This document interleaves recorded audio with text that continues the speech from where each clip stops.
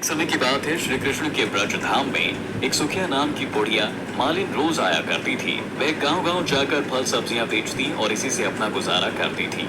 लेकिन वह जब भी ब्रज में आती तो गोपियों से वो नंदलाला की नटखट लीला के बारे में जरूर सुनती। बाल कृष्ण की लीला सुनने में सुखिया को बहुत आनंद आता था। वह भी अपनी आंखों से उनके दर्शन करना चाहती थी। गोपियां उसे नंदलाला के घर का पता तो बता देती, लेकिन सुखिया कहती कि उसके पास भाग्य कहाँ कि वह नन्हे गोपाल के दर्शन कर पाए। यह जानने के बाद भी वह घंटों उनके महल के बाहर खड़ी रहती और मन ही मन सोचती कि कभी तो बाल गोपाल की एक झलक देखने को मिल ही जाएगी।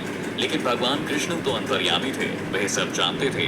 जब उन्होंने देखा कि सुखिया रोज उनके द्वार पर आती हैं, तो उनके मन में भी उनसे मिलने की इच्छा जागृत हुई।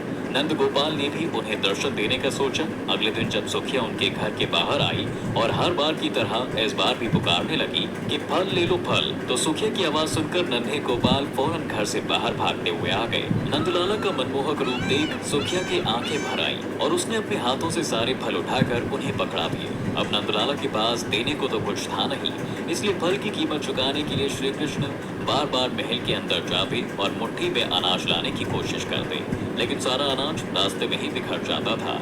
सुखिया को भगवान कृष्ण 2-4 दाने ही दे पाए, लेकिन सुखिया नंदलाला के प्रेम को देखकर बस खुश हो रही थी और नंदलाला के हाथों से उन्होंने जो भी 4 दाने अनाज के मिले, उसके लिए उसे कोई मलाल नहीं था। वह तो बहुत खुश थी कि आज उसने अपने हाथों से भगवान को फल दिए और उन्होंने वो फल भी खाए।